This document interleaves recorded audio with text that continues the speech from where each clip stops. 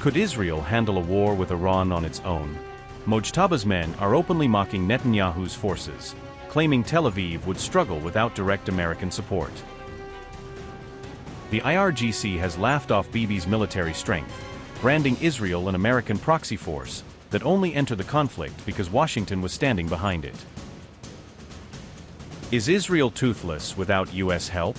An IRGC official has taken a fiery dig at Netanyahu, arguing that Israel lacks the ability to fight Iran independently. What is Iran hiding? The IRGC is warning of a strategic surprise that it claims has not yet been revealed, raising fears that Tehran may be holding back new weapons or tactics. Iran's hidden arsenal is now under fresh scrutiny after the IRGC said its enemies will be caught off guard, signaling that Washington and Tel Aviv may not have seen the full extent of Tehran's capabilities. A senior IRGC official has claimed that Israel is not capable of waging a war against Iran on its own, arguing that Tel Aviv depends heavily on U.S. military backing. Dismissing Israel as a proxy force, Yadollah Javani said Netanyahu entered the war only because Washington was standing behind him with weapons, intelligence, and diplomatic protection. The IRGC Brigadier General said Iran is developing a defensive posture that can rapidly turn offensive, allowing Tehran to respond with force while also seizing the initiative when needed. The remarks came as Tehran moved to reset its defense strategy after the war, reviewing its military posture, command structure, and approach to future confrontation. New command appointments are being presented as part of this broader Iranian reset, placing experienced officers in key positions after months of combat and regional escalation. The IRGC says battle-hardened commanders will now drive a policy of maximum deterrence, aiming to convince enemies that any new attack on Iran will carry an unbearable cost. Javani further warned that Iran's enemies should anticipate strategic surprises, suggesting Tehran may be preparing fresh capabilities or tactics it has not yet revealed. Yadollah Javani said, quote, "The enemy should know that it cannot catch us off guard. Instead, it is the enemy that must anticipate strategic surprises. Whatever is necessary to defend this land, ensure security, and neutralize enemy threats will be executed at the appropriate time." Unquote. The warning comes as U.S. missile stockpiles have reportedly been significantly depleted during the war with Iran, after months of long-range strikes and missile defense operations. That depletion may have limited President Trump's ability to order further major strikes, with U.S. planners facing growing pressure to preserve key weapons for future crises. Dwindling inventories of long-range offensive missiles, including ATACMS and PRSM, have added to concerns that America could struggle to sustain another prolonged campaign. The U.S. has largely fought the war from safe distances through airstrikes and standoff weapons, avoiding a major ground invasion but burning through precision munitions in the process.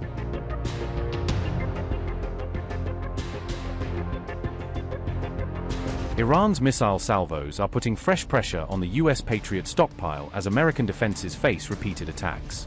Tehran is turning the skies into a trap, combining missiles and drones to overwhelm U.S. air defenses. Iran's massive missile salvos are forcing America to burn through Patriot interceptors at an alarming rate.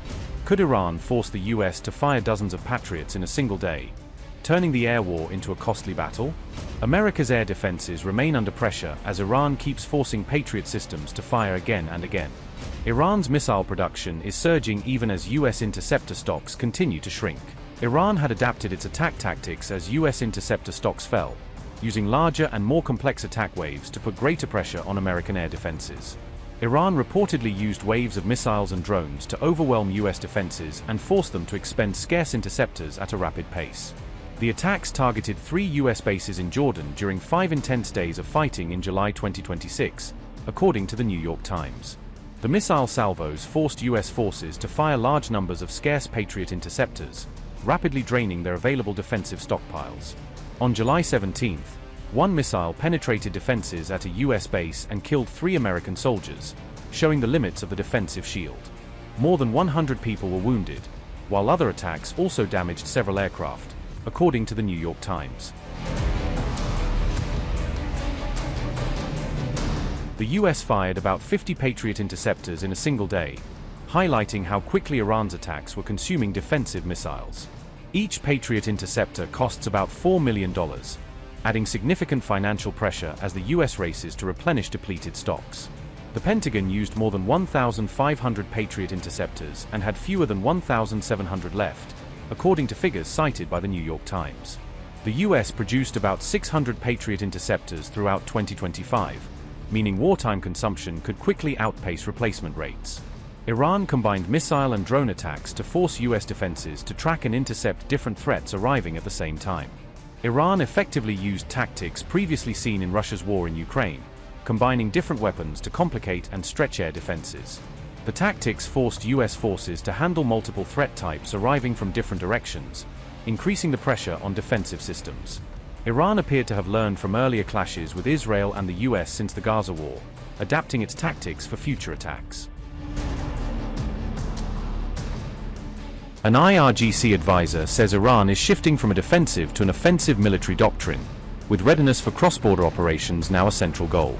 Nadi claims Iran is producing more ballistic missiles than it is firing, a statement that Iran International reported but which cannot be independently verified.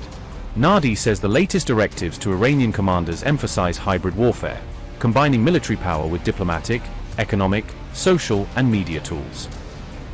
Mohammad Reza Nadi said, and I quote, "The latest directives to Iranian commanders emphasized hybrid warfare, which is a mix of coordinated use of military, diplomatic, economic, social, and media capabilities. Our production of ballistic missiles exceeds the number being launched. In other words, we are producing more missiles and making them available to our forces than are being fired on the battlefield. We also have a production capacity for drones that exceeds their rate of use and launch, and we have significant production capacity. Production of this equipment will continue, and even if the war lasts for several years, ballistic missiles will still be produced and fired at the enemy on the final day of the war." Unquote. Iranian forces must be ready to carry out operations beyond the country's borders when ordered, Nadi adds, openly defining this as the central feature of an offensive doctrine. Whenever the situation demands and the order is issued, we must be capable of extending operations into enemy territory and conducting missions far from our own land. These are the characteristics of an offensive doctrine that must be realized. The IRGC is now tasked with achieving this readiness and developing the capability to execute such operations at the appropriate time.